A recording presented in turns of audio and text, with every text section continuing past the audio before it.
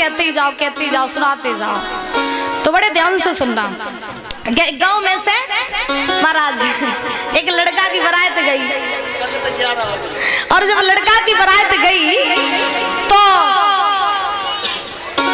लड़के का जो ससुर रहे, बोलू लड़के का जो ससुर रहे, तो यानी लड़की वालों की तरफ से एक शर्त थी लड़के के लिए। कौन सी शर्त? महाराज लड़की के बाप ने लड़का से कही कि देखो तुम बारात लेके तो खूब आइयो, लेकिन बारात में काऊ बूढ़े को न ले आइयो। लड़की के बाप ने कही कि बारात लेकर के आना, लेकिन बारात में काऊ बूढ़े को न ले आइयो, शादी तो वही करें। लड़का बोलो ठीक है।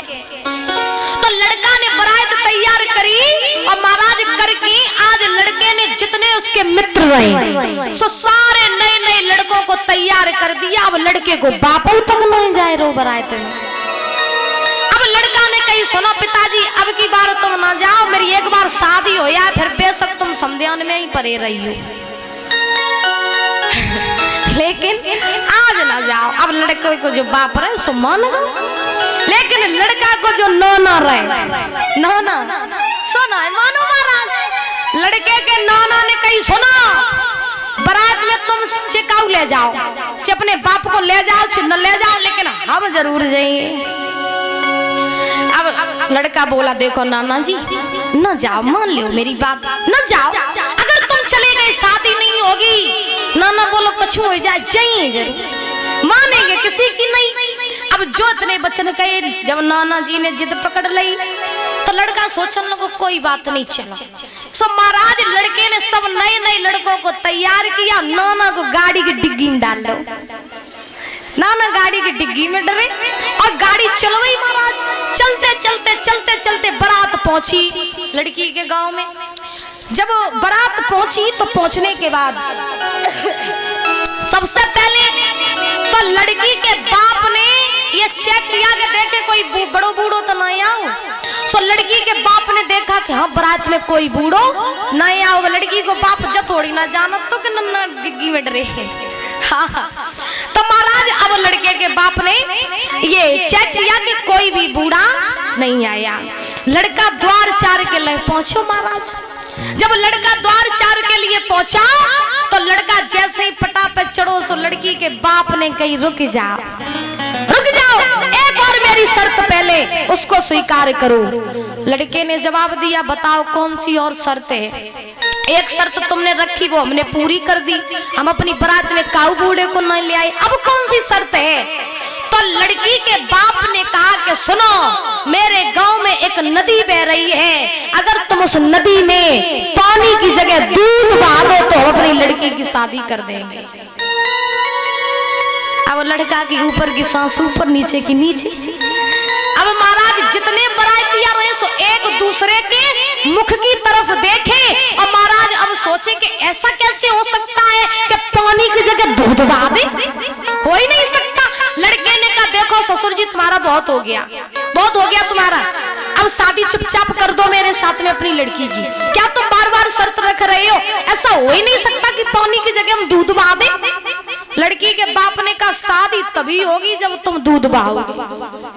अब बारात में जितने रहे सो धीरे धीरे सब सरकन लगे महाराज। सब जान लगे अब जब काऊ के पास उत्तर हो गए तब तो कोई आंसर दे। अब सब नए लड़का अब कोई कुछ जानता ही नहीं। अब लड़की के बाप ने कहा कि ये अगर शर्त मेरी स्वीकार करो तो हम शादी करेंगे। अब लड़का को याद आई कि डिग्गी में नन्ना डरे। चलो पहले उनसे ही पूछे चले, अब तो कोई दिखाई नहीं देता। अब महाराज पहुंचा लड़का नाना के पास में गाड़ी के पास में जैसे डिग्गी लेंग उठाई, बोले नाना क्या हुआ? बहुत बड़ी आफत आ गई। नाना बोले क्या हुआ? कराए शादी। अब लड़का बोलो शादी हुए तब तो करेंगे। लड़की को बाप मान ही नहीं रहा, वो शर्त पे शर्त रख रहा है। नाना ने कहा क्या हुआ? तो महाराज लड़का बोला नाना लड़की के बाप ने ये कहा है कि उसके गांव में जो नदी बह रही है, नदी में अगर पानी की जगह दूध बहा दिया जाए तभी शादी होगी। नाना और तो मुझे कोई नहीं दिखाई देता, तुम्हारे पास में कुछ उपाय हो तो बताओ। नाना बोले ना ना मेरे पास कोई उपाय नहीं, चले जाओ। पहले तो तुम लिवाए के नहीं आए रहे थे, अब तुम हमसे उपाय मांगे नहीं, मेरे पास कोई उपाय नहीं। लड़का बोले नाना ये मेरी विनती है आपसे, अगर आपके पास में इस समस्या का हल हो तो आप मुझे बता दीजिए। तब नाना ने जवाब दिया लड़के से, कहा सुनो, अगर लड़की के बाप ने यह शर्त रखी है कि नदी में पानी की जगह दूध बहना है तो तुम भी जाओ और जा करके लड़की के बाप से कह दो कि ससुर जी तुम पूरी नदी का पानी खाली करवा दो, दूध बहाने के लिए हम तैयार हैं। ध्यान रखना महाराज। अब लड़का आओ दौड़ के ससुर जी के पास में, बोले ससुर जी बहुत भुदक रहे हो बहुत भुदक रहे हो, अगर तुम्हारी ये शर्त है कि मैं पानी की जगह दूध बहाऊं तो मेरी भी एक शर्त है कि तुम पूरी नदी का पानी खाली करवा दो, दूध हम बहा देंगे। लड़की को बाप समझियो कि कोई बूढ़ो आओ।